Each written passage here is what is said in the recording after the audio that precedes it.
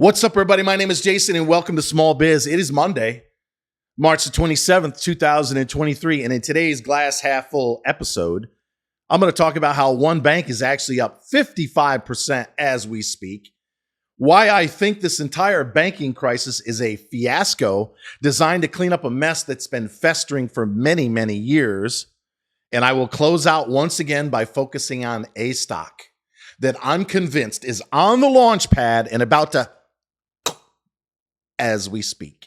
All that and more coming right up.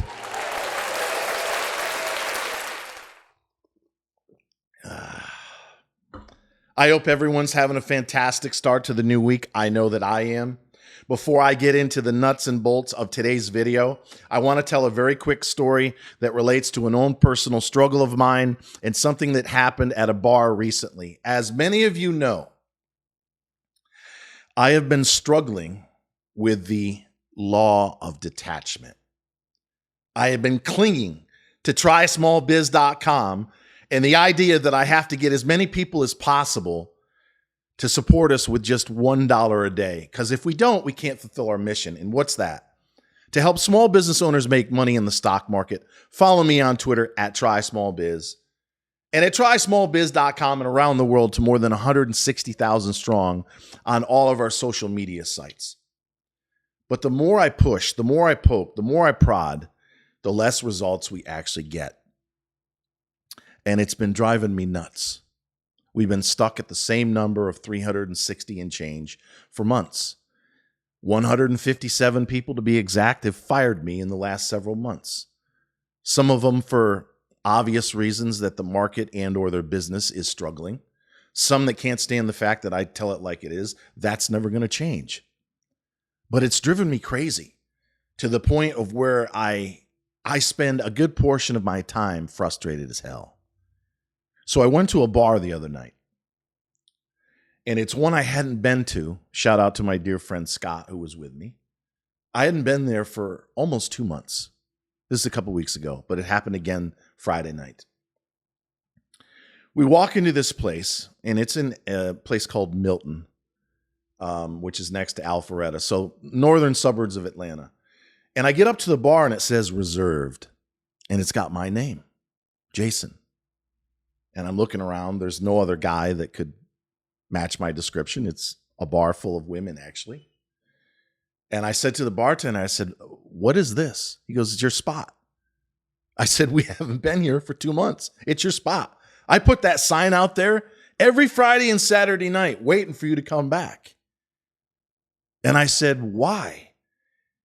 And he tells me, "You're the only guy that ever leaves me a tip of $100 or more."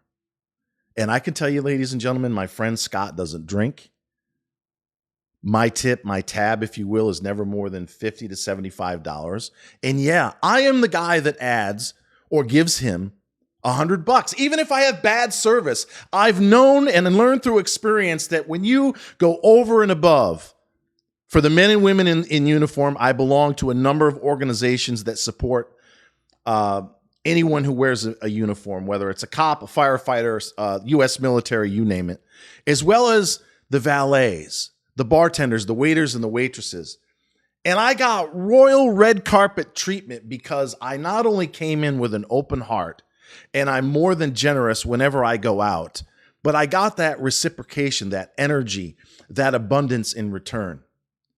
As opposed to when I am often on camera or tweeting, I'm angry. I'm frustrated. I can't figure out why all of these people, many of which used to call us nonstop, but they've now figured out you got to be premium to call our toll-free number. I could never understand why you're asking me for all this support. I helped you get a $2 million EIDL loan, and you won't give me $1 a day because I had the wrong energy. And if that's not enough, I saw the guy who has Teaching Men's Fashion. 6 million subscribers, far more than the 75,000 that I currently have. And he was on a podcast, and the guy asked him, "What's the number one lesson you've learned over the last several years of building his empire?" And this kid is very successful. Many, many millions of dollars, just huge across the board. And he said, "That's easy. 95%, and how funny that number resonates, right? 95% of the men that follow me will never do what I tell them. They'll never step outside of the sandbox. They'll never get outside of their comfort zone. It doesn't matter who I bring on. I could have the hottest IG, Instagram model sitting next to me in a joint podcast. They will never do what I say, whether it's download a webinar, subscribe to a newsletter, buy a t-shirt. He's got a sunglass line. It doesn't matter. It's the same guy who will get a membership to a gym, and 2 months later, even though he's still paying, he never goes. It's a tiny number of people, 4 or 5%, ladies, that actually get the gym membership, hire the trainer, and show up day in, day out, week in, week out to get the results that they desire. So I have been hanging on way too tight. I have not had the attitude I normally have when I go out in public, and that's one of abundance. That's one of trusting and allowing the universe to bring me all the love, all the money, all the success that I could ever imagine. So from here on out, I can promise you, you're going to see me ask for support a lot less. In fact, this Saturday and the 1st of October, every 6 months, we're going to have the Small Biz Semi-Annual Drive. I already wrote the email. It's very simple. It asks for $1 a day. It talks about the 14 things you get for that $1 a day, and you're either going to do it or not. You're either going to be the guy like myself who's given the $50 or $100 tip, or the guy who's got his calculator out. You're either going to be the girl who shows up to the gym every effing week and gets her sweat on with a trainer so she can get down into bikini shape before Memorial Day when this bear market is going to end, or you're not. So ladies and gentlemen, I want to say thank you for all those who tuned in. I appreciate you enduring a 2 or 3 minute story. So what the hell is going on with respect to FCNCA, or First Citizen Bank? Well, it's up 55% right now at 907 last trade, because they just paid $500 million for SIVB, Silicon Valley Bank. And you might notice a lot of these take-unders, including Credit Suisse, which I believe was for $2 or $3 billion, mostly stock from UBS, are way on the cheap. The Fed is allowing big banks that are flush with cash to cherry pick deposits and loans and leave all the toxic stuff behind. And it's happening at lightning speed. If you remember in 2008, when Lehman Brothers went under in September of 2008, it took Hank Paulson months to come up with a bailout. Months. And I think it was $800 billion. They, in the span of 2 weeks here, have lined up all the banks that are at risk, mostly in California, because there's a high concentration of Silicon Valley startups. They've gotten the suitors, or the guys that are going to come in and take over the banks for pennies on the dollar. And for those of you that are interested or crying foul, if you want to stand in front of the Fed, who's already printed $500 billion and they're on their way to printing $5 trillion more in front of election, which campaigning should start in the next 3 or 4 months, go right ahead. You'll be laying right side the road, like most of the other people who will never pay us $1 a day. Ooh, ouch, ouch. Am I going to take that out? No, I'm not. I'm going to double down and say, that was brutal. Thank you. If you're among, to be exact, 367 people, including BB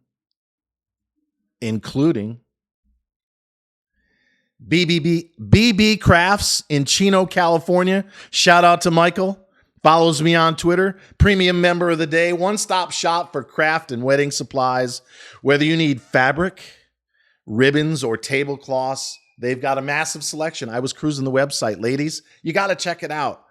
Go to trysmallbiz.com, which is the link that'll be in the description of this video, or it's bbcrafts.com. Once again, thank you to Michael. And boy, oh boy, did that one sting. Hey, if I'm going to say goodbye to asking for it all the time, I had to get in one more dig. So look, I'm convinced that the Fed is isolated, not only these Silicon Valley banks, but in conjunction with the ECB and other central banks around the world, they've gotten rid of Credit Suisse and soon to be Deutsche Bank. Whether they use the German government's help, and Merkel had indicated years ago that she was willing to step in and write a check or not, I don't know. But within 30 days, They have figured out a way to use this crisis to clean up a mess that's been festering for arguably up to 10 years. Credit Suisse and Deutsche Bank, for the most part, are the only major banks around the world that have massive toxic derivative risk, and they could be gone. And they're being gone, or they're being sold for pennies on the dollar. You're talking about $500 million on this takeover of SIVB.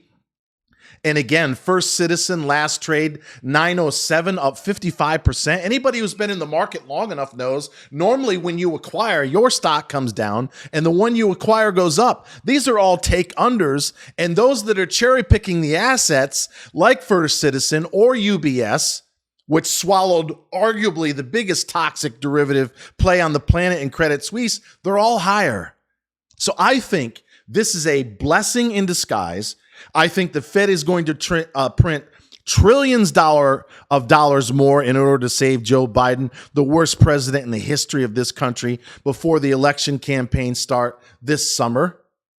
And by the way, before I get to TRKA, am I aware of the fact that I just offended somebody? Yeah, life is too short. One thing I also realized in burying my mother, my father, all of my grandparents on both sides, when it's your time to go, Grandpa was at home on hospice, my mother was in a coma, and yours truly, your oldest son, had to make the decision to pull the plug. And I never could have told this story years ago. She had the stroke on May the 5th, Cinco de Mayo of 2015. And after we pulled the plug, she was so strong, she lasted another week. I know this is a bit of a sidetrack. I shall trust that those that are still with me are here for a reason. Mom was in a coma for 3 weeks, and then it took her a week to die when they turned off all the food, the water, and they pulled the plug. 2 people came to see her, a cousin and her best friend. 200 or 300 came to calling hours, and I'm grateful to everyone who came. But when she was knocking on heaven's door, same thing, Grandpa. He owned a gas station and a junkyard. He was the top 3 guys or gals in the entire town. One guy that I'm aware of came to see him. One. Why? It's painful. When people are dying, when they're getting ready to cross over, it's painful. It's a scary experience, even for close friends and family. They'll come to the calling hours. They'll come to the funeral.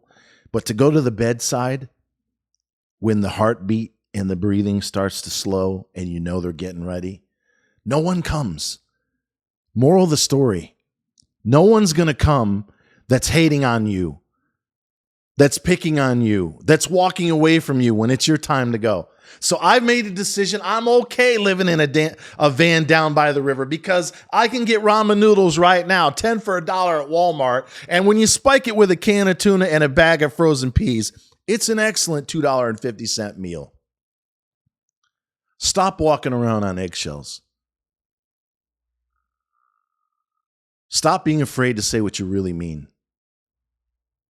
Take a chance, roll the dice. You only got one life. TRKA, it's pretty heavy. Last trade.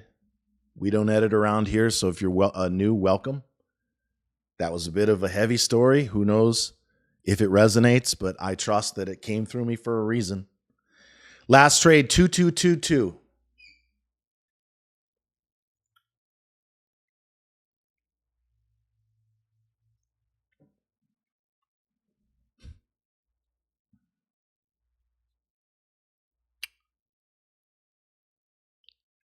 I made it through Mom.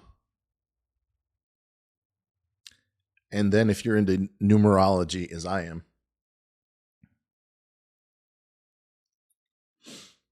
1111, 333, or 2222, the universe is telling me I'm on the right track. I'm supposed to be here. I'm supposed to share that story. And whoever's supposed to hear it is still watching a grown man cry. You got a bullish flag and a double top at 23.5. If it breaks 23.5, it's going to run into one more level of resistance at 26, which is its 50-day moving average. And when you factor in what I said in the last video, 11x increase in year-over-year revenue, and the rumors that I'm starting to see and hear that Jefferies has lined up arguably $20 to $30 million of buying power to buy back all that Series E preferred, then I am convinced in a rather interesting video that TRKA is going a hell of a lot higher. Until next time, ladies and gentlemen, always remember that I love you, and I thank you so much for watching.